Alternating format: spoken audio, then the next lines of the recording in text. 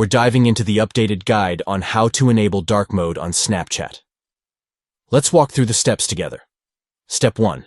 Opening the Snapchat app on your Android device is the initial action to access the app and begin the process of enabling dark mode, which provides a darker color scheme for the interface.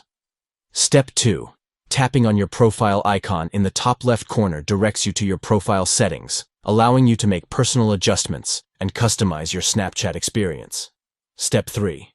Tapping on the gear icon in the top right corner grants you access to the settings menu where you can modify various app settings, including the appearance options. Step 4. Scrolling down and tapping on App Appearance under the My Account section leads you to the specific setting that controls how Snapchat looks on your device. Step 5. Selecting Always Dark within the App Appearance section enables dark mode on Snapchat, changing the app's color scheme to a darker theme for a different visual experience. By following these simple steps, you can switch to dark mode and enjoy a different visual experience on Snapchat. Let's get started.